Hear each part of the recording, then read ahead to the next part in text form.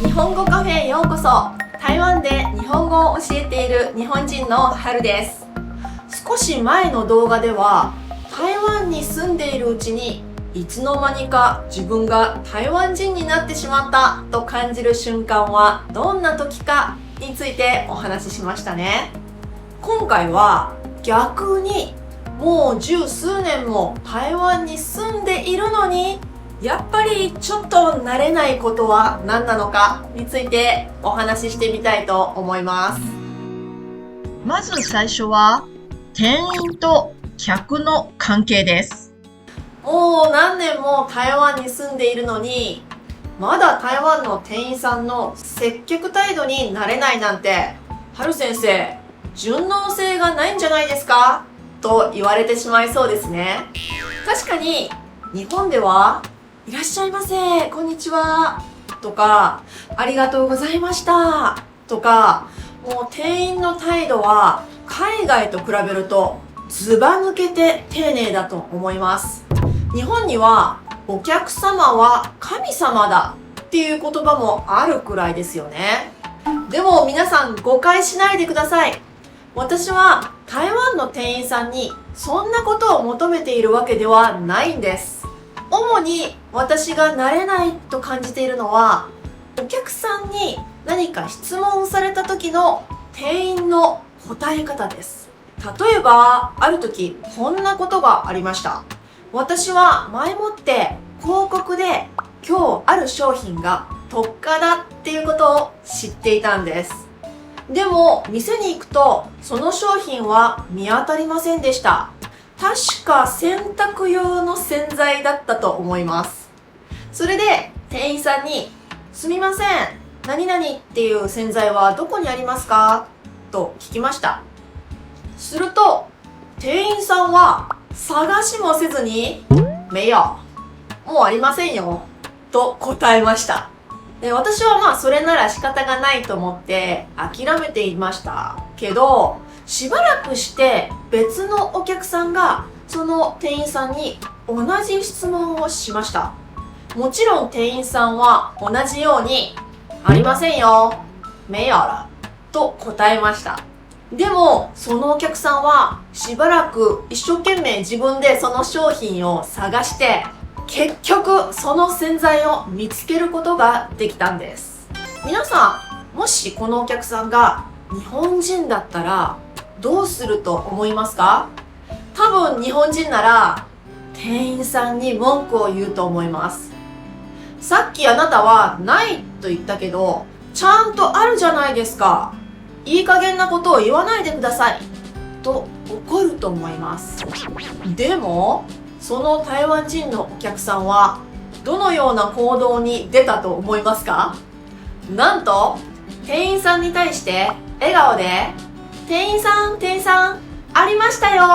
ありがとうと言ったのです。そして店員さんは那就好了、よかったですねと一言言いました。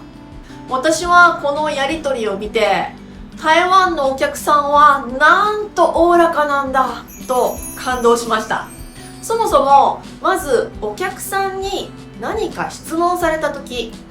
日本の店員さんだったら商品があるとかないとか多分すぐには答えないと思います。心の中で多分ないだろうなと思っていてもすぐにはないとは言いません。なぜかというと、日本では自分の言ったことが正しいかどうか、特に店員さんが言うことについては結構責任を問われるからなんですね。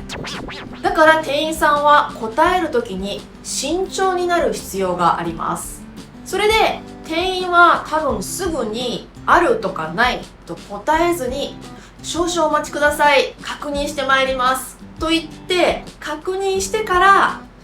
こちらにございますとか、大変申し訳ありませんがただいま品切れのようなんですなどと答えると思います。こういう時に台湾の店員さんの態度を見てちょっとモヤモヤしてしまう自分はやっぱり日本人だなぁと感じますね。はい、次に慣れないことはちちょっとこれ説明するのが難しいんですけれど、台湾では借过一下、つまりすみませんちょっと通してくださいと口に出して言うことが礼儀とされているようですね。日本人は相手に口で言わなくても察してほしいって考える人がとても多いんです。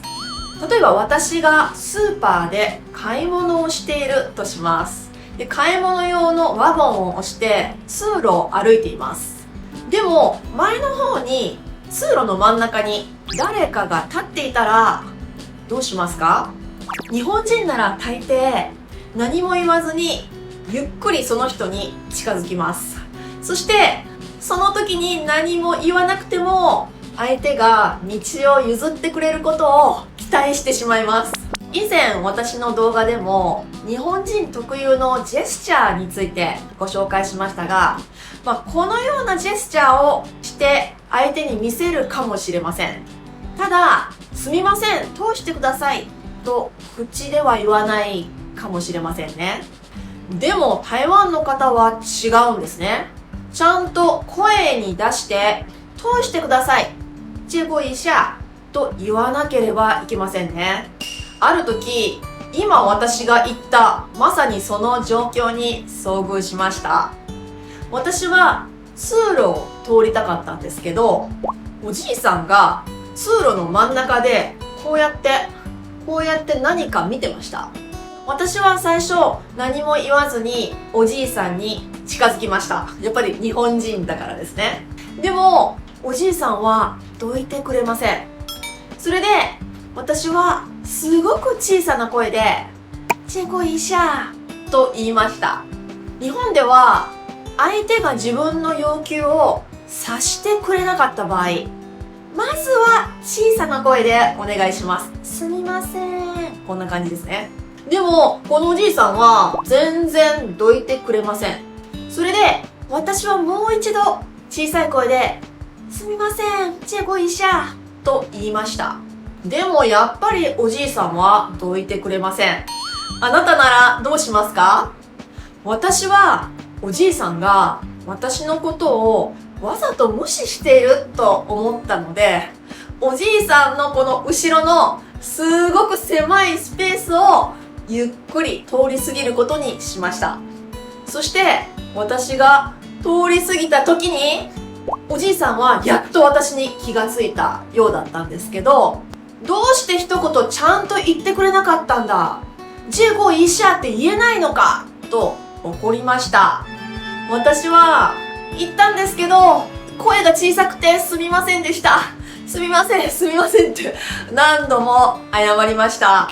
皆さんどうしてこんなことになってしまったと思いますか？多分日本人は何か相手に要求があるとき、できれば言わずに相手に察してほしいと考えるんですね。もちろん日本人全員ではないと思いますが、多くの人はこのような傾向があります。そしてどうしても相手が察してくれなければ小さい声で何かを暗示しようとします。すみません。こんな感じですね。どうしてこの時小さい声で言うかというと、日本人にとって大きい声で何か相手に要求するっていうのはもうすでに相手に対して怒ってる時だからなんですね。こんなに大きな声で言わないとあなたはわからないんですかと挑戦的になっているように思われるかもしれないので、なるべく要求は口に出さずに相手になんとか察してほしいと思ってしまうんですね。このことは交通ルールに関しても同じだと思います。例えばこれは台湾の、台北市当局が発行したポスターなんですけど、ここには自転車に乗っている人はなるべくベルを鳴らさないようにって書いてありますね。ベルを鳴らすよりもちゃんと口で通してくださいと言いましょうと勧められています。でも日本人の私からすると口で通してくださいっていうのは、多くの日本人はもうすでに相手に不満がある時とか怒っている時だっていう気がするんです。これあくまでも私個人の意見ですね。もしこれを見ている日本人の方がいらっしゃったら、私の感じ方と同じかそれとも違うか、よかったらコメントで教えてくださいね。はい、次に別の慣れないことは、今食事中の方は申し訳ありませんが、トイレの使い方についてのお話です。公衆トイレの使い方は、私が台湾に来たばかりの十何年前と今とでは本当に変わったと思います。今ではデパートとかレストランのトイレはもうかなり綺麗になりましたね。しかも最近ではウォシュレットがついたトイレもすごく増えてきたように思います。で、以前はですね、トイレの便座に足跡がついているっていうことが結構多くて、本当にびっくりしました。つまりこの便座の上に乗って用を足す人が結構いたということですね。今はそういうことは少なくなりましたが、それでも時々やっぱり便座がちょっと汚れているっていうことが時々ありますね。私が思うには、普通洋式トイレというのは直接座って使えば便座が汚れるっていうことはまずないはずなんですけど、やっぱり公衆トイレの場合は直接座らずに